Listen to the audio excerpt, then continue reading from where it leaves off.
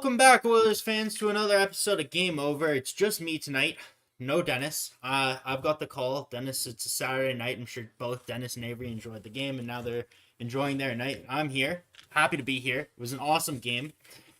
Definitely very stressful. Way more stressful than it should be against a team like the Montreal Canadiens, but overall, the Oilers won. That's all you can ask for. Obviously, there's some positives. There's some negatives. We're going to get to all that and more.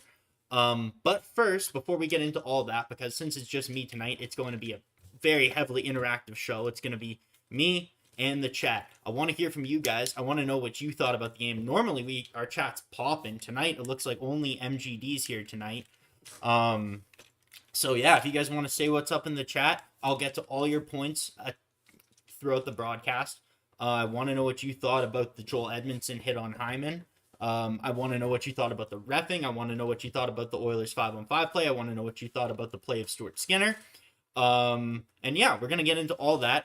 But before I continue, I'm going to do this off the top just so because I've kind of forgot to say this a few times. At the beginning of the season, both Dennis and I agreed, we decided in support of Ben. For every Oilers goal this season, we're going to donate $1 to the Stollery Children's Hospital in Edmonton. So far, the Oilers have scored 82 going in tonight. Add 5, we're at 87 now. So our donation sits at $87, 24 games into the season. So as the Oilers score, hopefully they rinse us clean and those donations get pumped up. But yeah, other than that off the top, I got to give a message from our friends at Sports Interaction, and then we're going to jump into all things Oilers and Habs.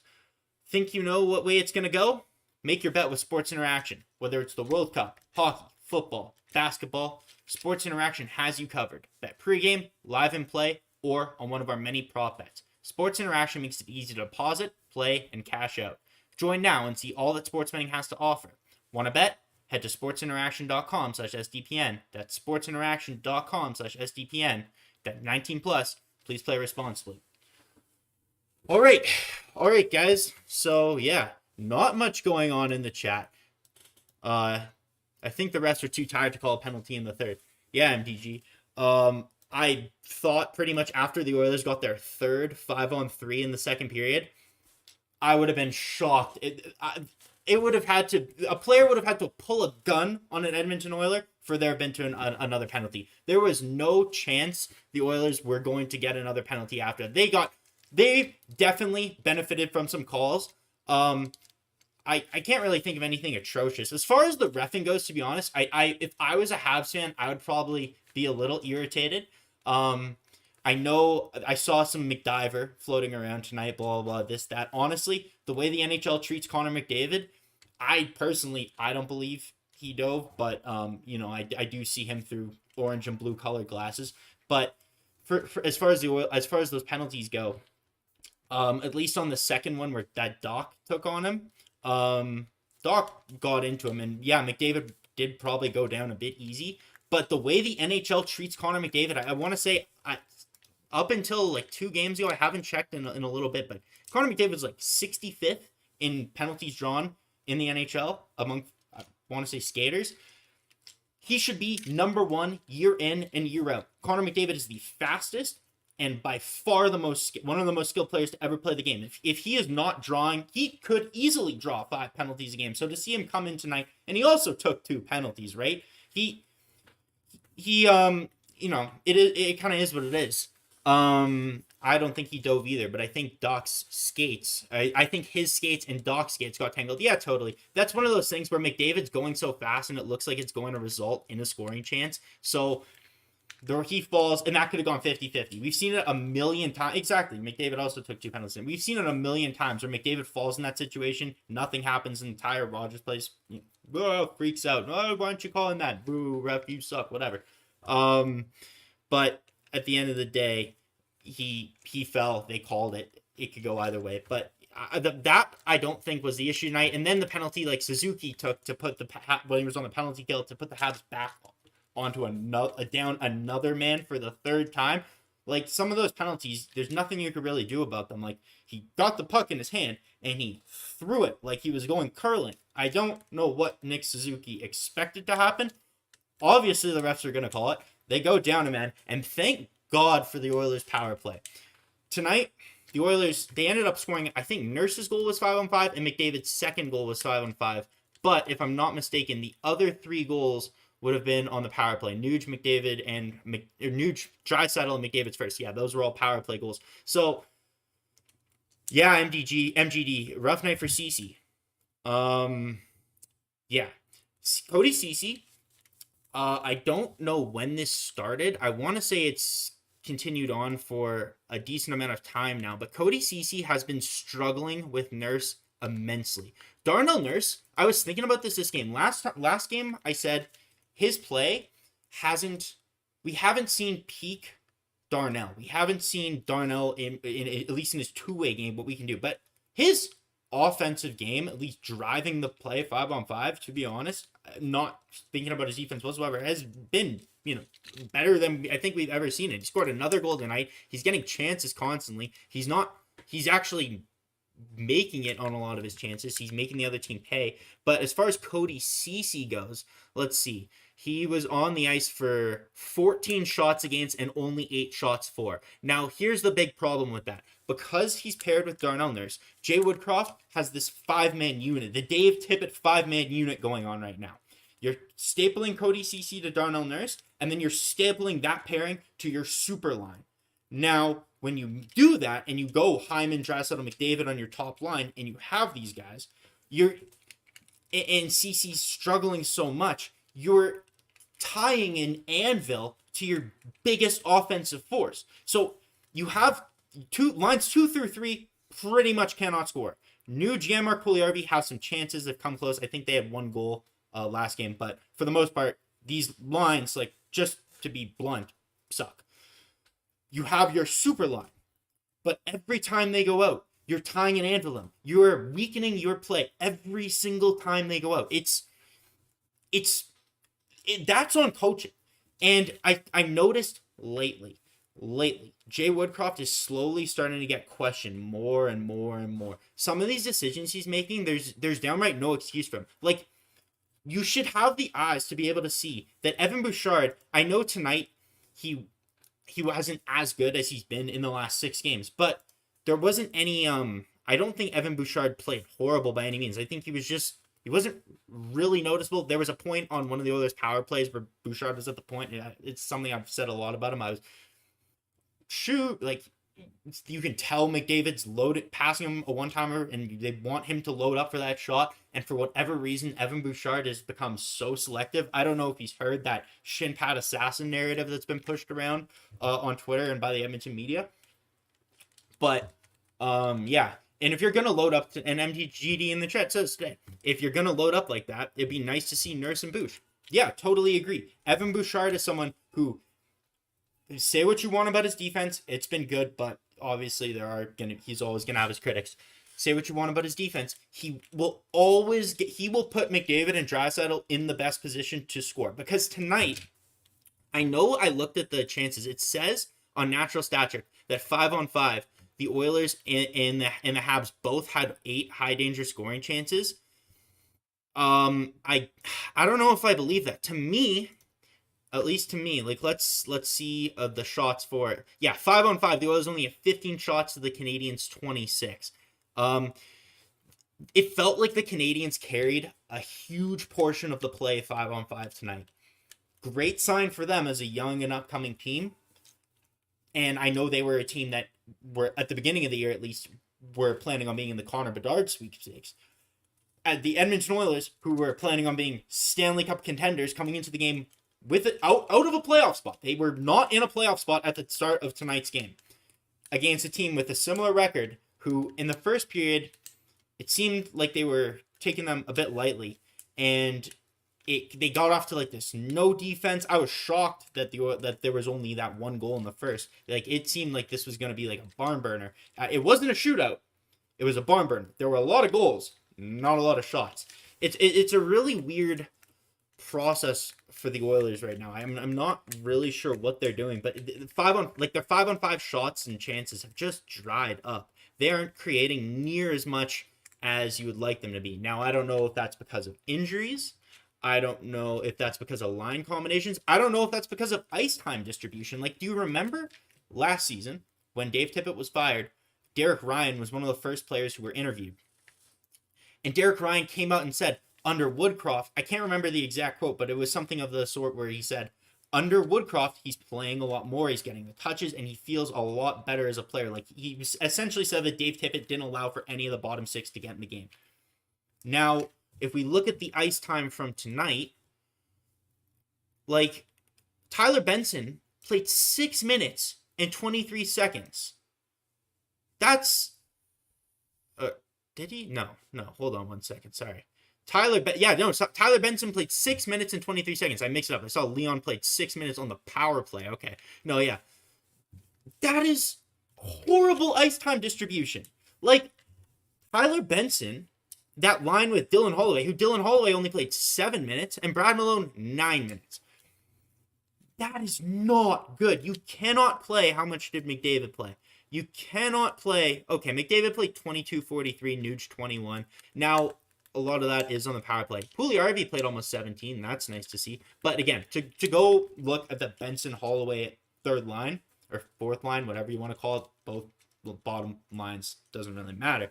That line specifically played really well. Early in the first, Tyler Benson goes in on the forecheck, makes a hit. I think it was on Jack-Eye or Mike Matheson.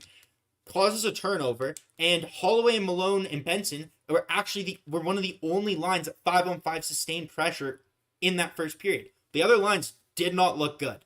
And to play those guys when they're actually playing well against a team like Montreal, who, yeah, if you make, it's not like if you make a mistake, it's instantly in the back of the net, right? Like, you can afford to make some mistakes. You saw the Oilers made many mistakes.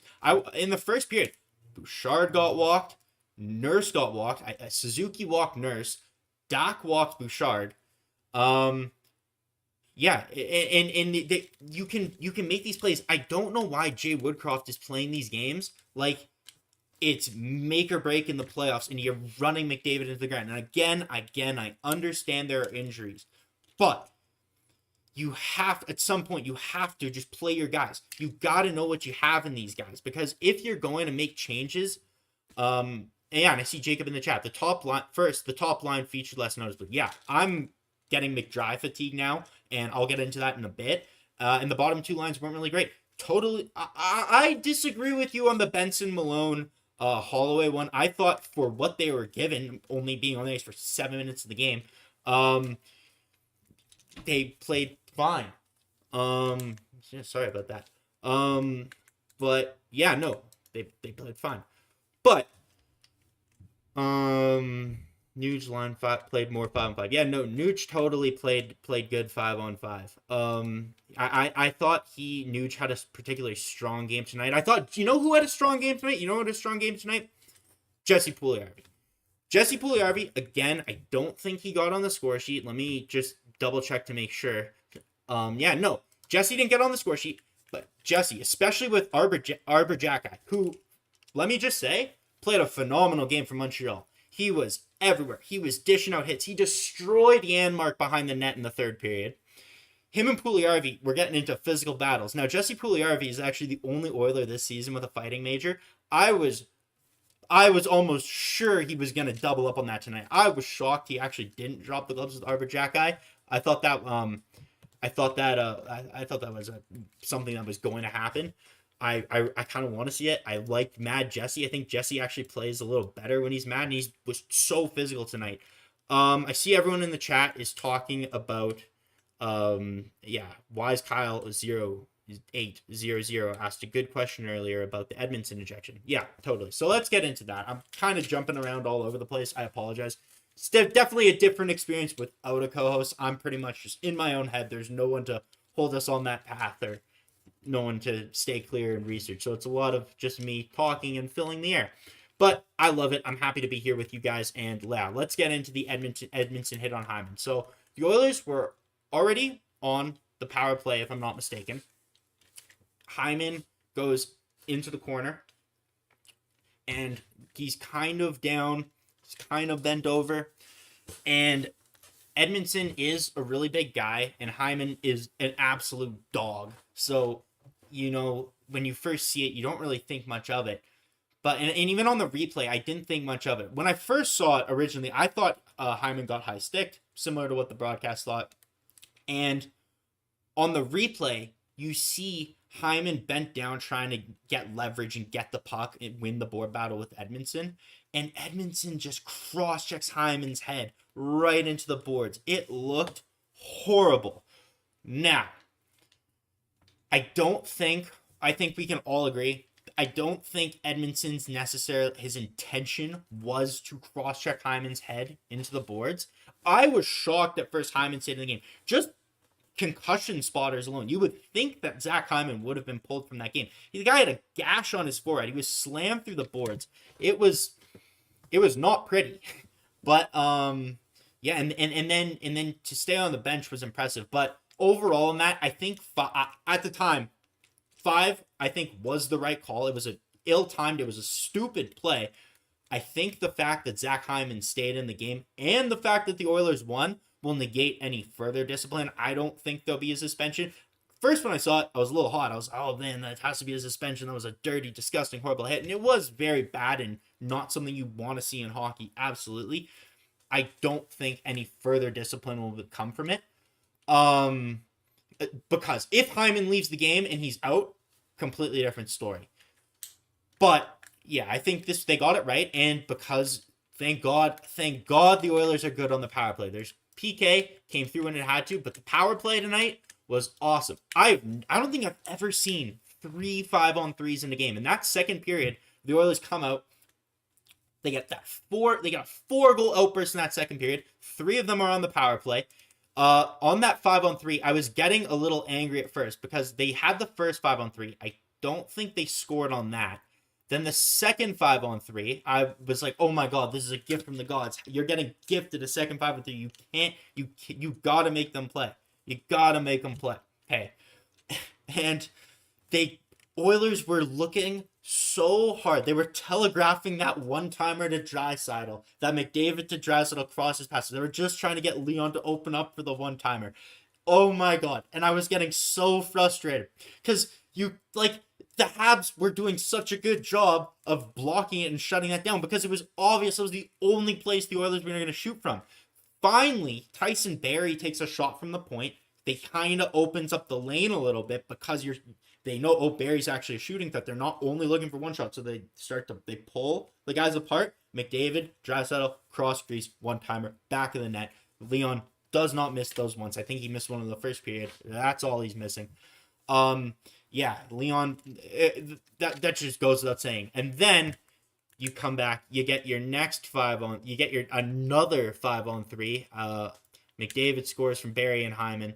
And the Oilers are up 3-1 at that point. The problem is the Oilers' penalty kill sucks, and the Oilers were not playing well 5-on-5 today. That the next 2 goals the Canadiens score in the period, Evgeny Dadonov comes down. He, I want to say, walks Tyson Barrie. It was either CC or Barrie, and gets down. Habs have an odd man rush, and he gets a shot. Skinner makes the original save, and then Skinner lets out a really poor rebound tonight. I want to say tonight overall, Stuart Skinner played good. He played similar to the Chicago game when he had to in that last minute when they were coming on. He played really good. But tonight, his rebound control, I believe, wasn't where it should be. The Habs, he definitely, by kicking the puck out into the slot, gave the Habs an abundance of chances just from the rebounds. There was a lot of, the Oilers cleared some away and whatnot, but there were definitely a lot of those chances that could have been different. Like, the Oilers definitely got lucky with some of Skinner's rebounds tonight. They got lucky in a number of ways, even in the third period, right? Joel Armia comes down, shoots it off the crossbar, down off the goal line and out. Easily could have been 4-4 there. And they played really, really good. But yeah, no, I see everyone in the chat talking about Skinner's rebounds. We get rebounds because we don't get rebounds because we don't shoot, Jacob says. And I agree. There needs to be addressed. Like, everyone's talking about the lack of bite in the Oilers' bottom 6. But, like, at the end of the day, the Oilers have a lack of scoring. in the bottom six. Like, that's where it is. It's not bite. Like, if you're going to go out and get someone who has bite but can score, awesome. But if you're going out to get Zach McEwen, all Zach McEwen is, he's Devin Shore that can throw a jab. That's all he is. Like, Devin Shore is the new Jared Smithson. The guy is buns. Like, he is bad. He is... I can't bear to watch another Devin Shore game. And I know he had one chance today, but obviously didn't go in. But for the most part, when Devin Shore's on the ice, you're playing in the defensive zone. He doesn't hit. He doesn't score. He doesn't skate. Like, what does Devin Shore do that merits coming into the lineup over James Hamlin? At least when James Hamlin is in the lineup, you know you're going to get a full effort. He's going to skate as hard as he can. He's playing for his hometown. He wants to score that first NHL goal. Like, the Devin Shore, where he makes his money, is dealing cards on the plane. And I'm sorry, like, hire him as a dealer. Hire him as a flight attendant. Like, that's pretty much what he is. He's a flight attendant that straps on skates. And if, like, I can't imagine them wasting a roster spot on someone else like Devin Shore. Like, if you're going to get a guy with bite, you can't bring in Zach McEwen. You can't bring in these guys. You need, like I see people talking about Max Domi. Max Domi as third line center would be awesome. Max Domi up in the top six on the wing, cheap, would be awesome.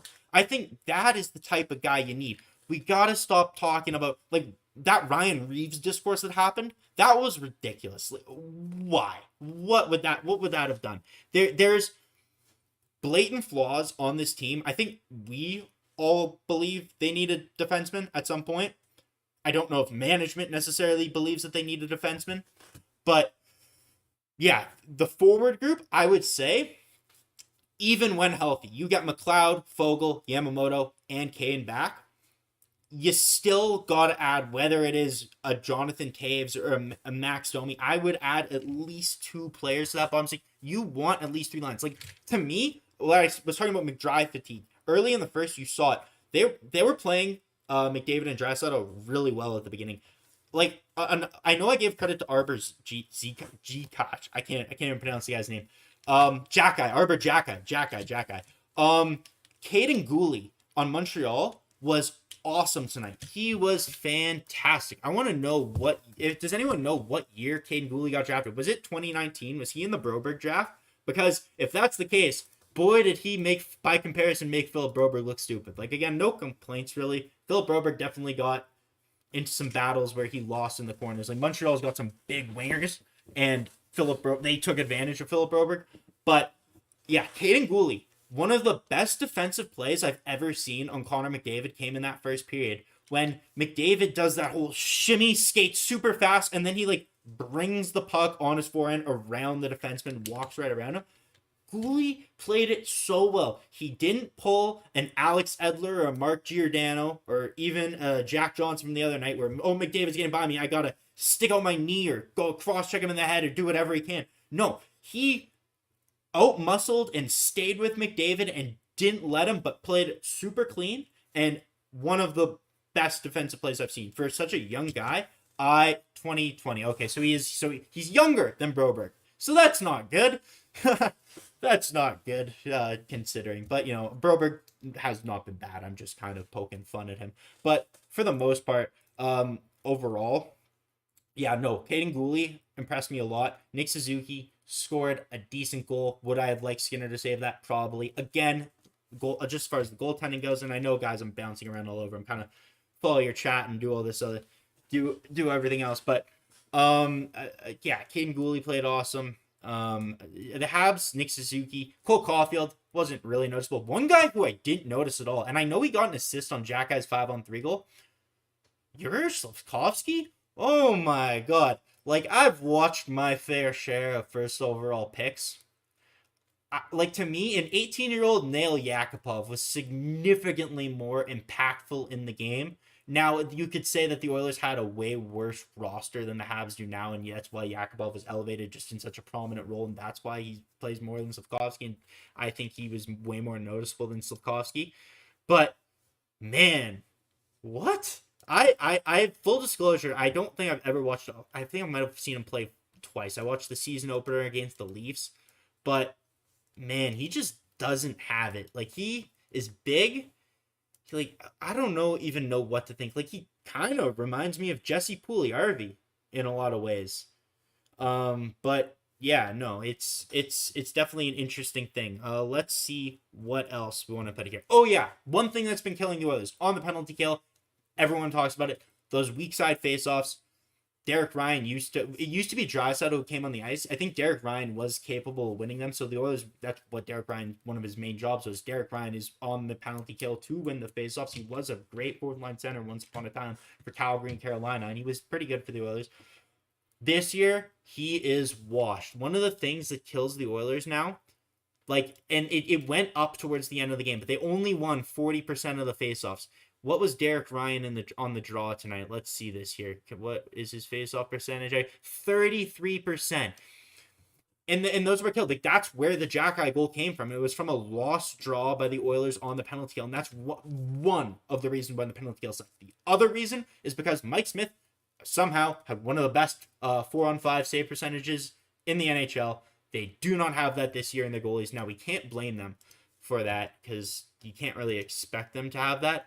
But overall, yeah, it's something that definitely is becoming a concern. I used to not think faceoffs were as big of a deal because if you look at I saw someone do something once where they looked at like the last 10 Stanley Cup winners and they looked at the faceoff percentage, and they were all in between that 45-48% range. They were winning less draws. So I know at the trade deadline, a big discourse, we need that for the Oilers for the last number of years has been, we need that third line center that can win a draw. Third lines, like, it's actually kind of funny because 4 years ago, the list at the deadline was we'd love a top four defenseman, a third line center, and a scorer for McDavid. And this year going into the deadline, think what you want about Ken Holland, but this is his job. The wish list, at least amongst fans, is we need a top four defenseman, a third line center, and a scorer, top six scorer for McDavid or Draisaitl. So, yeah, that doesn't look so good there. Now, money wise, who knows how that stuff's gonna work? I think it'll work itself out. One guy in the Oilers bottom six who I do want to highlight, or I should actually highlight two guys. I saw MGD in the chat say something about Janmark. I think Janmark, at least on the second line, he's been playing really well. Way better than I thought, way better than I expected. I've said that for a few nights now.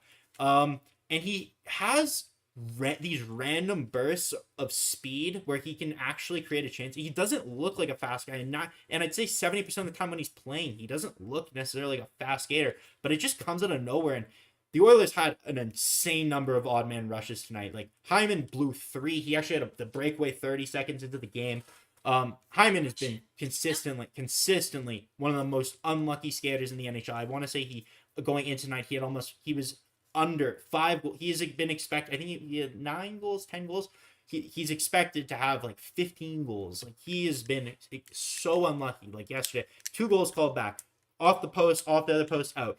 He was on 3 2-on-1s. He had 2 breakaways. Like, Hyman has been around it. It's going to come for him, but especially in a team that, as weird as to say, can't score, you need Zach Hyman to start putting the puck in the back of the net. And you would like to see Holloway and Shore play more. What else is going on in the chat? Let's see. We talked about Skinner's rebound control. The Habs definitely carried the play 5-on-5. With 8 minutes left, this is where I think one of the plays where Jesse Pugliarvi stood out. With 8 minutes left, there was a play on the boards where Jesse just dominated like 3 Habs. He was kicking it to his skate, from his stick, back. And sometimes one of the complaints about Jesse's play has been his ability with the puck, his actual puck control. But he looks on it tonight. He looked really good, and specifically his battles on the boards and his physicality create so much offense for especially lines without McDavid and Draisaitl that he definitely plays a huge role in them winning. Right before Suzuki scored the first goal, Cole Caulfield missed a wide open 4x6 for such a sniper. I don't know how you missed that. That was insane. Connor McDavid, I thought he was quiet at the beginning by McDavid standards, but obviously from the second period on, just tore it up. MGD in the chat. Need to hire Oates as a special consultant. When he played for the Oil, we had 3 young centers suddenly become really good faceoff guys learning from. And you know what's funny about the faceoffs? Just looking at the faceoffs, I see Leon ended the night at 50%, but I checked during the game. going through the game, there was a point where he was also 33% on the draw. Like, Leon is supposed to be there. Ryan O'Reilly, Anze Kopitar. Now, in defense-wise, you can't even compare him, but he's supposed to be there. Ryan O'Reilly, Anze Kopitar, at least in the draw, where you need a face-off win, you send out Leon Draisaitl. That's why he's out on the 5-on-3s. That's why he's out on the penalty kill, at least before. And for him to not be like, to be only 50% even is not where you want it to be. Like, you need Leon to be your premier face-off guy. Like, he definitely looked like he was struggling, and the Oilers face-offs it's weird because Derek Ryan used to be really, really good at them. But Derek Ryan, as I know many people on Twitter have coined it, the Belanger Triangle, he has entered the Belanger Triangle, and he has lost a lot of what made him Derek Ryan. Like, to me, when those injured guys come back going into like the next couple of Oilers games here, I would pull Ryan and Shore out of the lineup before any of Janmark, Malone, Holloway, Benson. Now, I know that's not how it's going to be, because you can look at the ice time distribution. You could know who Woodcroft trusts and doesn't trust. But to me, at least, those are the two guys. Especially, I think Janmark on the penalty kill has actually been pretty good. But yeah, no.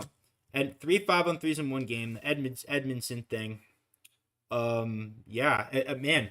MGD, I cannot tell you how much I appreciate you being here with me. I know it's, at least in Alberta, it's 8 o'clock on a Saturday night, so everyone's probably going out. Everyone's probably doing this thing. Everyone's going to come home from the bar, watch this later, and I'm all right with that. One thing I did forget to say earlier, let's see how many people are watching. It looks like there's only 18 of you guys watching now. Go ahead, hit that like button. Let's try and get it up to at least 15 likes before the broadcast ends.